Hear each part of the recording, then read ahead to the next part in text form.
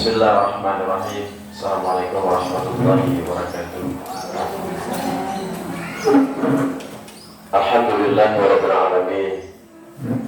Wassalatu wassalamu ala Rasulillah wa ala alihi wa sahbihi wa man tabi'ahum bi ihsan ila yaumiddin. Qala Allah ta'ala fil Qur'anil Karim, yarfa'ullahu allazina amanu minkum wal ladzina utul 'ilma darajat. Kembali kita bersyukur kepada Allah Subhanahu wa taala, kita masih dipertemukan kembali dalam naungan cinta dan kasih sayang Allah Subhanahu wa taala kepada kita semua, sehingga bisa bertemu kembali dalam rangka mengkaji kitab-kitab para ulama agar kita bisa mengamalkan Islam secara sempurna. Salam dan salam semoga senantiasa kita kirimkan kepada Nabi kita Muhammad sallallahu alaihi wasallam beserta keluarga-keluarga beliau dan para sahabat-sahabat beliau radhiyallahu anhum ajma'in. Bapak dan Ibu dimulai oleh Allah Subhanahu wa taala, hari ini kita masuk dalam pembahasan pasal yang kelima dalam kitab Minhajul Muslim, pembahasan mengenai masalah tayammum. Tayammum sangatlah penting sebagai pengganti air, yang dimana kalau kita beribadah kepada Allah Subhanahu wa taala tidak mendapatkan air, maka kita bisa menggunakan tayammum. Bagaimana cara kita bisa mengetahuinya? Maka kita akan menjelaskan pada pagi hari berbahagia ini. Ada 3 pelajaran. Pelajaran pertama yaitu syariat tentang masalah perintah tayammum. Kemudian syariat kepada seorang itu yang melakukan tayammum. Penjelasan pertama, syariat atau perintah Allah tentang bertayammum. At-tayammumu masyru'un bil Qur'anil Karim wa sunnati syarifah. Tayammum itu disyariatkan di dalam Qur'anul Karim dan sunnah yang mulia, sebagaimana Allah Subhanahu wa taala dalam surah Nisa Allah menyatakan, wa in kuntum marada aw ala safarin aw jaa ahadukum minkum bil ghaidi aw lamastumun nisa falam tajidu ma'an fayatammamu sa'idan thayyiban fa'amsahu bi wujuhikum wa aydikum. Surah Nisa ayat 43. Allah menyatakan, dan jika kalian dalam kondisi sakit atau safar atau bepergian, atau salah seorang dari kalian itu datang ketika buang besar, atau lamastumun nisa, atau para lelaki menyentuh wanita. Menyentuh di sini adalah berjima, hubungan suami istri. Falam tajidu ma'an, lalu kalian para lelaki itu tidak mendapatkan air, fayatammamu sa'idan, maka hendaklah kalian itu bertayammum menggunakan tanah yang baik. Fa'amsahu bi wujuhikum wa aydiyakum, lalu usaplah wajah kalian kemudian dengan tangan kalian. Kemudian kata Nabi sallallahu alaihi wasallam dalam sebuah riwayat Imam An-Nasa'i dan Ibnu Hibban dalam kitab sahihnya, Nabi mengatakan, as-sa'idu wudu'ul muslim wa illam yajidil ma'a 10 sinin. Tanah itu menjadi wudu, bisa dipakai wudu bagi seorang muslim jika seorang muslim atau kita ini tidak mendapatkan air selama 10 tahun. Selama 10 tahun tidak mendapatkan air, maka kita bisa pakai untuk bertayammum, untuk beribadah. Ini hanya ibadah saja. Sholat, misalkan mandi janabah, 2 itu saja. Kemudian para ulama menyatakan kepada siapakah yang harus disyariatkan bertayammum. Penjelasan para ulama, isya'u tayammamu liman lam yajidil ma'a ba'da talabihi talaban la syakku ala mithlihi. Artinya, tayammum disyariatkan bagi orang yang tidak mendapatkan air setelah dia mencari air. Dia mau pakai sholat, kalau sholat sudah kelihatan azan, tiba-tiba air habis, dia tidak bisa gunakan sholat, airnya tak ada. Jadi dia yang mencari air itu tidak memberati dia misalkan, tetapi tidak paksa dia untuk cari air, tapi dicari air tapi sudah tidak dapat air, lalu dia menggunakan tayammum, atau dia sudah mendapatkan air, lalu dia juga tidak kuasa untuk menggunakan air karena dalam kondisi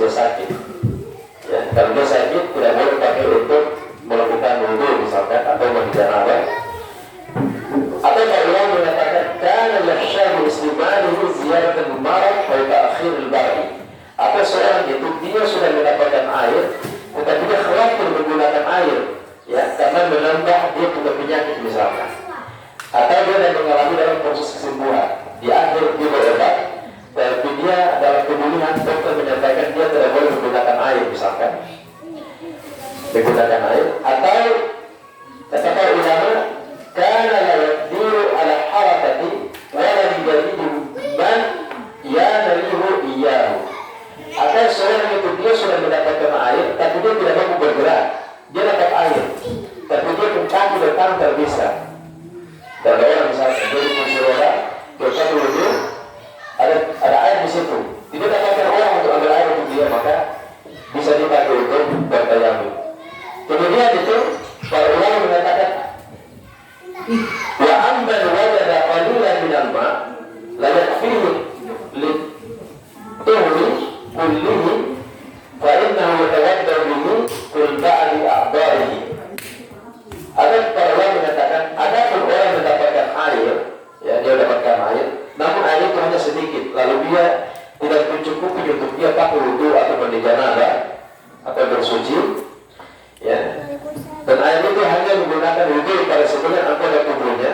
Misalkan air itu kita pakai air cuma hanya batas wajah, atau pakai air cuma mungkin batas tangan. Maka para ulama mengatakan maka dia bertayamum dengan sesuatu yang anggota itu yang tersisa. Misalkan dia dapatkan air cuma hanya pakai mungkin batas untuk kaki saja atau wajah, tapi air habis, maka dia boleh menggunakan tayamum, ya, menggunakan tayamum untuk menggantikan wudu yang tertinggal tadi. Dalilnya apa? Ya, dalilnya apa? Surah Al-Baqarah, surah At-Taghabun ayat 12, fattaqullaha ma istata'tum. Kata Allah, bertakwalah kepada Allah sesuai dengan kadar kemampuan. Jadi dalam Islam itu kita dilarang bermaksa-maksa diri dalam beribadah. Misalkan disuruh zikir, misalkan dengan ribuan kali, ya. Kalau tidak mampu jangan dipaksa, karena tidak ada dalilnya kalau ribuan kali, sesuai kemampuan saja. Begitu pula dengan dipaksa untuk melaksanakan sholat, misalkan satu hari 1000 rakaat, itu tidak ada dalilnya. Kalau mampu silakan, kalau tidak mampu jangan, tidak ada perintah seperti itu. Sesuai dengan kesanggupan kita. Kalau kita mau berpuasa sebulan penuh, tiba-tiba kita sakit, jangan paksa berpuasa. Dan Allah juga melarang itu membunuh jiwa. Kata Allah, la taqtulu anfusakum innallaha kana bikum rahiman. Jangan paksa diri, gitu kan? Ketika kita mau sholat misalkan, termampu berdiri, jangan paksa berdiri.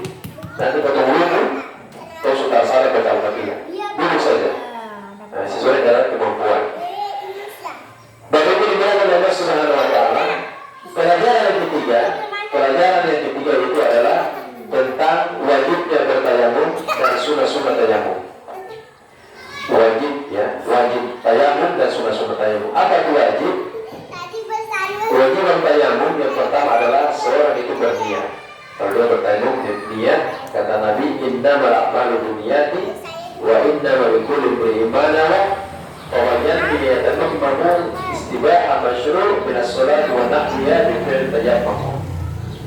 Kata para Nabi SAW mengatakan segala perbuatan itu tergantung dia berniat. Seorang itu mendapatkan apa yang dia niatkan. Kalau seorang itu niat bertayamum untuk membersihkan jiwanya, disyariatkan, maka dia mendapatkan pahala tayamum. Ya, tapi itu hanya dilakukan hanya untuk melaksanakan sholat atau dan lainnya. Ya, dalam konteks bertayamum. Kemudian wajib bertayamum itu menggunakan tanah yang bersih. Ya, tanah yang bersih, tidak boleh tanah itu ada campuran najis di situ. Kita sudah bahas beberapa bulan lalu tentang masalah najis-najis. Tidak boleh bertayamum menggunakan tanah yang ada bercampur dengan najis. Misalnya ada anjing pernah di situ, ayam di situ pernah berkerumunan, bebek dan sebagainya, maka tanah itu tidak layak dipakai untuk bertayamum. Dalilnya apa? Tadi surat Al-Nisa ayat 43, fayatammam bis-sa'id dan thayyiban. Jadi tanah itu harus suci. Kemudian wajib tayamum adalah darbatul ula, ya, itu menyetuk satu kali. Itu dua tangan itu diletakkan di atas tanah. Di atas tanah. Nanti kita praktek setelah pembahasan ini. Kemudian wajibnya yang keempat itu adalah nasul wajhi wal kafain, yaitu mengusap wajah dan kedua telapak tangan. Allah mengatakan dalam surah Nisa 43, kenapa harus bukan tangan saja? Itu Allah mengatakan wa amsahu fa amsahu bi wujuhikum wa aydikum. Usaplah wajah kalian dengan tangan saja.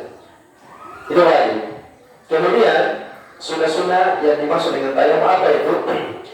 Seorang itu mengucapkan bismillah. Sunnah-sunnahnya mengucapkan bismillah. Ya, kalau dia lupa baca bismillah, dia bukan sholat. Kalau dia ingat, dia baca bismillah. Karena bismillah, karena para ulama mengatakan bismillah itu masyruh fi kulli amal ziban. Ya, itu disyariatkan dalam sebuah perkara perbuatan. Kita mau makan bismillah, mau keluar rumah bismillah, angkat barang bismillah. Yang kedua, sunnah yang kedua adalah menepuk yang kedua, yaitu menepuk pertama tadi, menepuk tangan maksudnya, itu yang pertama wajib, sudah mencukupi merupakan wajib. Yang kedua, tepuk yang kedua itu merupakan sunnah. Yang ketiga, sunnah-sunnah yang ketiga adalah yaitu mengusap dua lengan dengan telapak tangan. Apabila seorang itu ingin meringkas dan mengusap telapak tangan saja, maka itu sudah mencukupi. Hanya saja para ulama mengatakan mengusap kedua lengan atas itu artinya menjaga jarak, karena ada khilaf dalam ulama fikih, ada khilaf perbedaan. Mereka memaknai itu dalam konteks ayat tadi ya. Famsahu biwujuhikum wa aydikum. Apakah tangan itu hanya maksud dua telapak tangan ini saja, ataukah tangan itu maksud dua anggota lengan ini sampai dengan siku?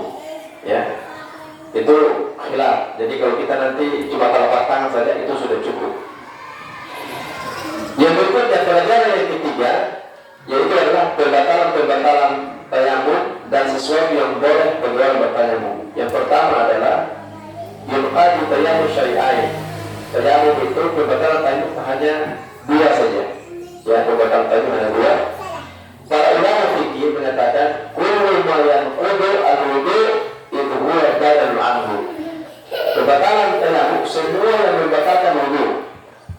Ya, semua yang membatalkan wudu itu juga membatalkan tayamum. Tayamum kita misalkan tertidur, gila, buang air, kencing, ya, kentut misalkan, maka wudu kita batal. Tayamum juga batal ya. Karena wudu itu merupakan pengganti dari tayamum itu merupakan pengganti dari wudu. Kemudian pembatalan wudu yang kedua tayamum yang kedua itu adalah wujudul ma'i liman qadima qabla an yudkhila fi sholati aw abna'iha. Yaitu adalah mendapatkan air, ya seorang itu mendapatkan air bagi orang tidak mendapatkan air. Namun sebelumnya seseorang itu dia sudah melaksanakan sholat ya. Dia sudah masuk dalam konteks dia melaksanakan sholat atau berkepentingan sholat ya. Kalau dia sholat misalkan ibu ayo sholat Allahu Akbar tadi tayamum. Di rakaat pertama orang menyampaikan, Bu, mohon maaf tadi ibu tayamum sekarang sudah ibu batalkan sholat kan sudah air wudu kembali. Paham ya? Oke. Lalu sekarang itu kata para ulama mengatakan amma idza faraja min sholati faqad sahhat sholatuhu. Apabila seorang itu sudah melaksanakan sholat lalu tiba-tiba orang kasih tahu tadi ada air, maka sholatnya sudah sah ya. Karena tidak boleh mengulang sholatnya. Saya kasih contoh misalnya Pak Kepsek ya, tadi dia bersolat dulu tiba-tiba tidak ada air. Pak secari tetap sudah tayamum Pak tayamum di dalam sholatnya orang kasih tahu Pak, mohon maaf ini sudah ada air. Misalkan dia sebentar sholat saat rakaat dulu rakaat kedua misalkan, jadi dia membatalkan sholatnya, dia pakai air itu kembali. Sekarang itu Pak sudah sholat, sudah salah, orang sampaikan Pak saya mohon maaf sudah biasa sudah sholat, maka sholatnya sudah sah. Dipahami ya? Nah pahami. Maka kata Nabi mengatakan la tusallu sholatan fi yawmin marratain.